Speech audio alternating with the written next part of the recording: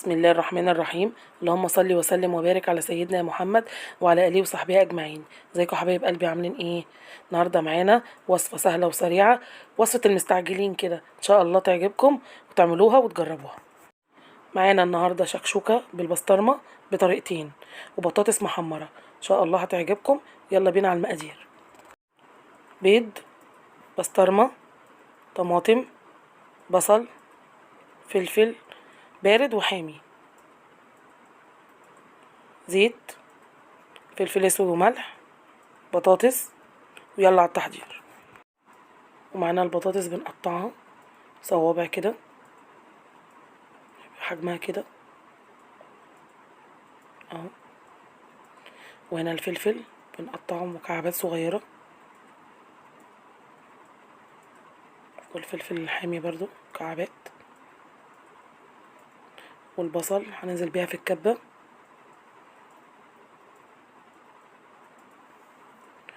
ونفرمه فرم ناعم.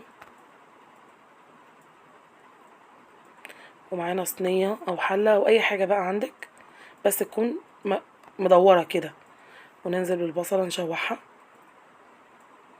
عقبال ما تتشوح كده نكون ضربنا الطماطم.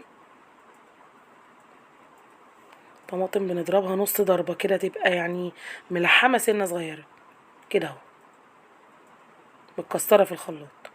واول ما تاخد اللون كده الذهبي ننزل بالفلفل، الفلفل البارد بقى والحامي، وننزل بالبسطرمة، ونفضل بقى نشوح فيها كويس.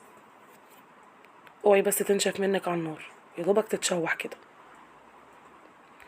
وننزل بقى بالطماطم ونقلبها، والملح والفلفل الاسود.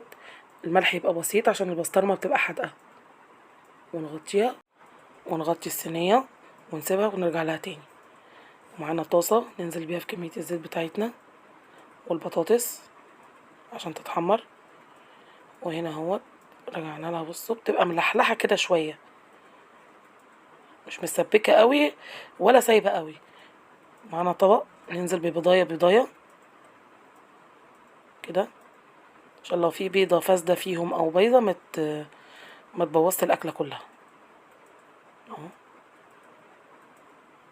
ننزل بقى بالكميه بتاعتنا، حبه فلفل اسود، ونوطي النار عليها قوي ونغطيها. هنا بقى خدنا حبه من الخليط حطيناه في الطاسه، والبيض وفلفل اسود، وبنقلب كويس وننزل بيها ونقلب. ودي طريقه تانية بقى للي مش بيحب البيض سليم، تبقى كده اهي. نحطها في الطبق. وهنا البطاطس خلصت معانا، طلعها. وهنا برضو خلصت معانا، تبقى مش ناشفه، تبقى حلوه كده بالطماطم.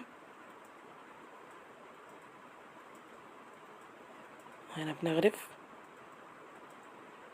اهو، ده الشكل بتاعها مع البدنجان بقى اللي احنا كنا عاملينه.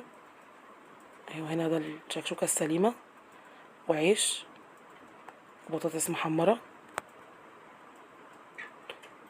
اهي. بصوا شكلها اهي، بتبقى طريه وجميله. وهنا برضو البيض مستوي من جوه اهو، بوريهولكوا ده شكله. وده الشكل النهائي بتاع الاكل بتاعنا. يا رب يكون عجبكم، ولو عجبتكم الوصفه يا ريت تجربوها. ما تنسوش بقى تشتركوا في القناه وتحطوا اللايك وتفعلوا الجرس عشان يوصل لكم مني كل جديد في اسرار الطبخ مع ام ربيع. السلام عليكم ورحمه الله وبركاته.